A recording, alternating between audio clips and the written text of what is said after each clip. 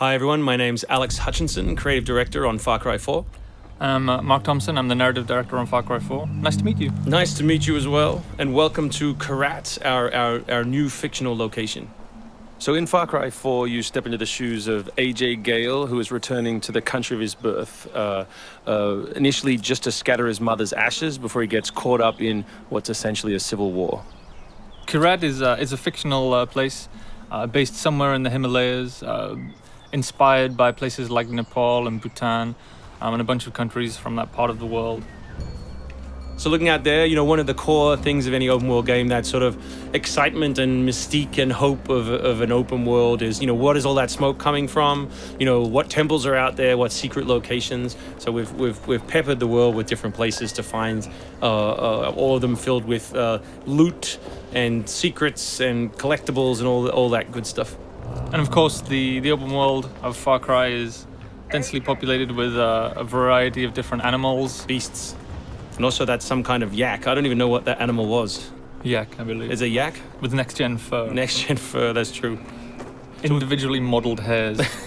So you see here with with the eagle, you won't see it in this demo, but you can be attacked from above for the first time in a Far Cry game. So we've tried really to play with verticality, to have threats above and below you. And obviously you can still get involved in the ecosystem of the animals and hunt and you can throw bait now. Yes, to attract animals. Yeah, and stuff like the eagle stealing the morale of the goat. Like, it isn't scripted, that's just what happens at the intersection of those two different AI systems talking to each other. The goal being that every player tells themselves a different story, that they get different surprises, that they have a different story to tell their buddies when they come to work the next day or go back to school or whatever. So there are a bunch of new tools in Far Cry 4, one of which you'll see here is the grapple. We wanted to make something that allowed you to clamber over those annoying cliffs you sometimes came across in Far Cry 3, and something that would also lean into the much more vertical, much more sort of mountainous regions we were building in this game. And that was a pretty simple example, but the level designers get pretty crafty with the setup. We have these areas we're calling adventure zones in the new game, which will take you to places like temples, which you can see from afar, and force you to use the grapple in sort of really interesting and different ways.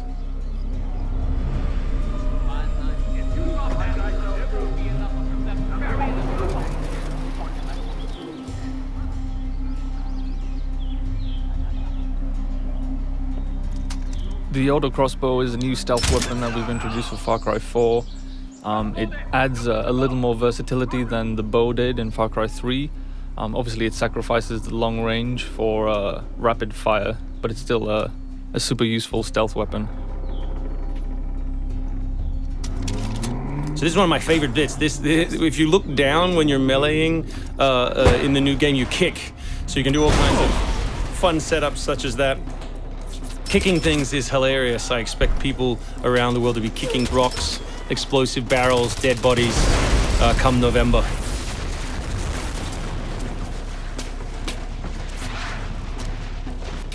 Our goal really was just to provide as many tools as possible, whether vehicles or animals or weapons or, you know, goofy stuff, and let people fit them together any way they want. Yeah, and we've snuck a few features in that fans of Far Cry 3 I think are going to be surprised by. Drive and shoot. Yes. So drive and shoot, obviously it's a bit frustrating to be chasing someone forever and have to sort of drive in front of them, pull over and wait for them to get out. So now in the vehicles you can drive and shoot with any one-handed weapon. And you can also do driving takedowns from any vehicle, which I really like. So this idea of leaping from your vehicle into another vehicle, do horrible things to them, boot them out the side, and then continue on your merry way. You can now deliver death without even leaving your seat. So Wingsuit is still here, and it's really cool, as you see, and actually when the space became more vertical, it actually became more fun. The mountainous environment means that there's a lot more wingsuiting to be found. And hopefully you won't get it before the middle of the game.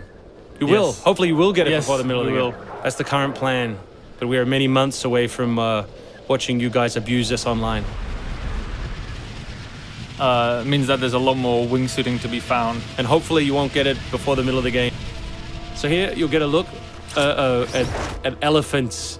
Elephants are awesome. Probably my favorite animal in the game, weaponized in many different ways. You can drive them into a rage, watch them smash the other characters in the world, or you can clamber on top of one and drive it through the gate yourself. My favorite animal is the human animal. It's very Far Cry 2 of you, Mark. Oh, it's the Shark of Darkness. So co-op is a massive part of the new game. It's one of our big ways of opening up the open world and letting you play any way you want. So basically, when you ask your buddy to join, all the solo missions turn off, and you're left with all of the open world toy, the outposts, the fortresses, the towers, all the quests to play any way you want.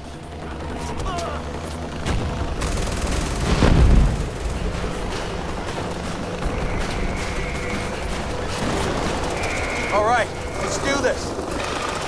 What do you think of the Buzzer, Mark, which is a small one-man helicopter? It's very red. No, but it's cool because it gives like this almost like developer perspective on the world. Like you normally in Far Cry 3 you could never really see an outpost, or you couldn't engage with an outpost from this kind of vantage point, which is really cool.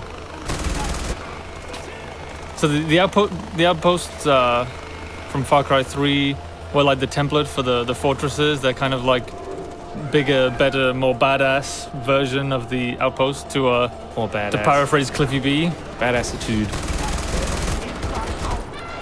So imagine charging that vehicle, you know, atop the elephant as opposed to just watching it happen. We spent a lot of money on that feature. Yeah, a lot of money. Perhaps we could have put that in a video. Very expensive. So thanks everyone for watching. We really appreciate your time and we look forward to showing you a whole lot more gameplay in the coming months.